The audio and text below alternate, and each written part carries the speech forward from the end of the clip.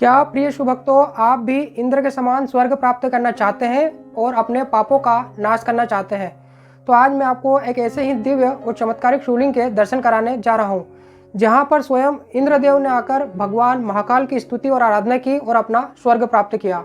जय श्री महाकाल। प्रिय शुभक्तों, बाबा महाकाल की नगरी उज्जैन, जिसे पूर्व में महाकाल वन भी कहा जाता था, यहाँ पर कई ऐसे दिव्य और चमत्कारिक शिवलिंग है जिनके दर्शन करने से, स्तुति और आराधना करने से व्यक्ति को कई प्रकार के लाभ होते हैं। आज प्रिय शुभक्तों, मैं आपको लेकर चल रहा हूँ श्री इंद्रेश्वर महादेव मंदिर, जो उज्जैन में जूना सोमवार चौराहा है। उससे जब आप बड़ा पुल की ओर जाते हैं तो बाई और घाटी पर यह मंदिर स्थित है, श्री इंद्रेश्वर महादेव मंदिर, जिसके बारे में कहा जाता है कि यहाँ पर स्वयं इंद्रदेव ने आकर भगवान महाकाल की स्तुति की थी और उनकी शक्तियों के माध्यम से इंद्रदेव ने एक बार फिर से अपने स्वर्ग को प्राप्त किया था।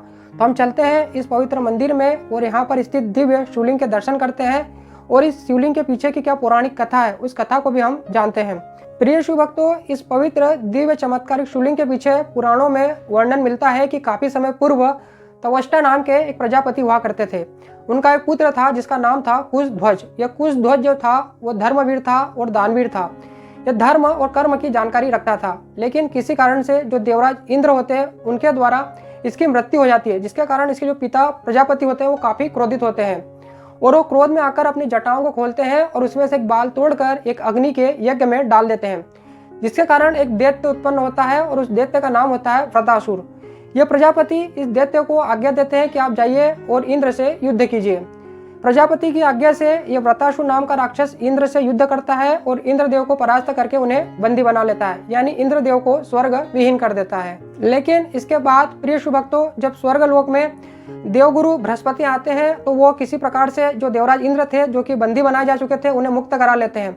तब देवराज इंद्र अपने गुरु से पूछते हैं कि हे गुरुदेव, मैं अपने स्वर्ग को वापस प्राप्त करने के लिए मुझे क्या करना चाहिए। तब देवगुरु बृहस्पति देवराज इंद्र का मार्गदर्शन करते हैं और उन्हें कहते हैं कि आप शीघ्र महाकाल वन जाइए, वहां पर एक दिव्य और चमत्कारिक शिवलिंग है। यानी कि प्रिय शुभक्तों, यह शिवलिंग जिसके कि आप दर्शन कर रहे हैं, देवराज इंद्र इस पवित्र शिवलिंग के पास में आते हैं अपने गुरु की आज्ञा से और यहाँ पर भगवान शिव की महाकाल की स्तुति और आराधना करते हैं, जिससे कि भगवान शिव प्रसन्न होते हैं और देवराज इंद्र को दर्शन देके वरदान देते हैं। भगवान देवादिदेव महादेव के वरदान से इंद्रदेव की शक्तियों में वृद्धि होती है और वो भगवान महाकाल की शक्ति के प्रभाव से वृत्रासुर नाम के जो दैत्य होता है उसे परास्त करके अपना स्वर्ग एक बार फिर से प्राप्त कर लेते हैं।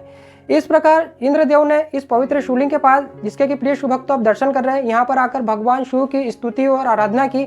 इस कारण से ये जो पवित्र शिवलिंग है श्री इंद्रेश्वर महादेव के नाम से जाना गया।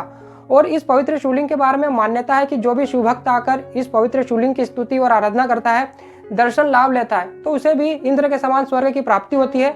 साथ ही उससे जाने अनजाने में जो पाप हो जाते हैं वो पाप इसके नष्ट हो जाते हैं। इसीलिए तो प्रिय शिवभक्तों कहते भी हैं कि कर्ता करे न कर सके, शिव करे सो होए, तीन लोक नो खंड में महाकाल से बड़ा ना कोई।